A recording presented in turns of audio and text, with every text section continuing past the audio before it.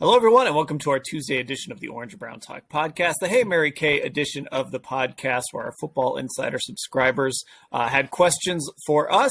We, of course, are going to answer as many as we can here over the next half hour or so. All right, the Browns, of course, losers to Cincinnati on Sunday and essentially out of the playoff race, not officially, but certainly just hanging on by a thread, Mary Kay. And let's just start here. This comes from Howard in Los Angeles. He is worried that maybe Kevin-Stefanski has lost the locker room, but says, hey, Mary Kay, the Browns are so uninspired and seem so down. They're not exciting. They're not fun at all. Is it time for a change? You know, I just don't think so. Once again, you're 2 games into the Deshaun Watson era, okay?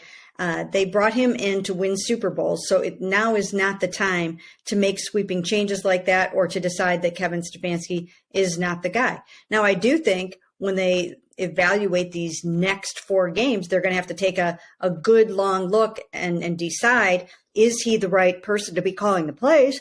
And does he have what it takes to bring out the best in Deshaun Watson? And I'm sure that Deshaun will have plenty of input in the game plans and he'll have some say in the matter about what he likes and what he doesn't like. But I just don't think now is the time to even think about that.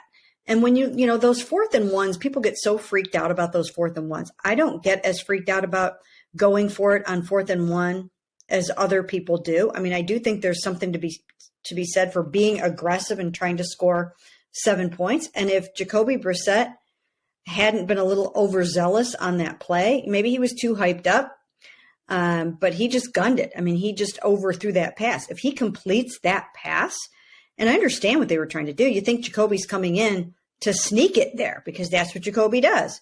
And their cornerbacks, heading into that game, I don't know that the Browns really respected their cornerbacks all that much. So I think that they thought they could win their one-on-one matchups, especially with someone like Donovan Peoples-Jones, who wins his matchups even against good cornerbacks.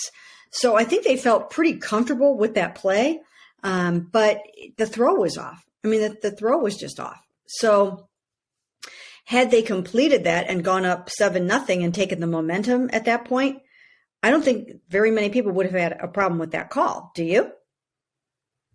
Well, I hated the call.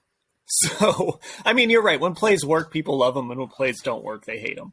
But I think it was just a bad concept. I think it was a bad idea because, you're bringing Jacoby Brissett in cold and asking him to make a throw on a 4th.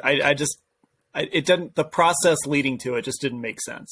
And if I'm the Bengals, you know who I don't want to have the football on 4th and 1 or 4th and 2 with a chance to make a bunch of different decisions is Deshaun Watson. Yeah. Right. So to me, it's why am I taking that guy off the field? There have been certain times where, and this isn't just the Browns. This goes across the league. The coaches do this stuff all the time. So there's certain times where I'll look at a situation and think, who do I not want to have the football in their hands right now? And that guy, for whatever reason, is not on the field. Sometimes with Nick Chubb or sometimes, Mm-hmm. So that was the issue I had is the guy I don't want with the football, even though he's struggling, is Deshaun Watson. And they basically guaranteed he wouldn't have the football. The flip side of it, like you said, though, is if Jacoby Brissett completes that pass, then we're not talking about that play as much. But I still just don't like the concept. Well, not only that, Jacoby Brissett had hardly done that the whole time he was playing in 11 games, right? I mean, most of the time when they scored in the red zone, it was on a running play. They were rushing for most of those touchdowns. He was not really throwing it into the end zone very much at all. So it was a little different. But again, I think they were trying to be creative. I think they were trying to be aggressive. And I just don't have a huge problem with trying to change things up, trying to score points, trying to be aggressive against a football team that is playing some of the best football in the NFL right now, had won 4 straight games, 8 of their last 9. No, something like that. I mean, just a lot of victories going on for the Bengals and Joe Burrow playing really, really well.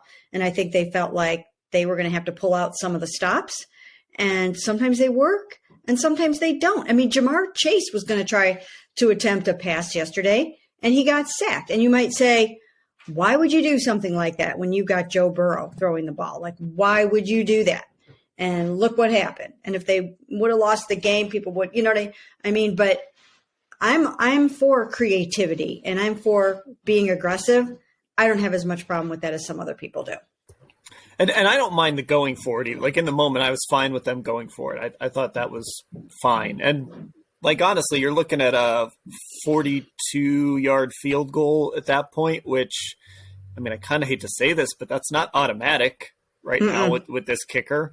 So I didn't mind it, especially that early in the game. You've got plenty of time to make up those points if you need to. And going up 3-0 there isn't.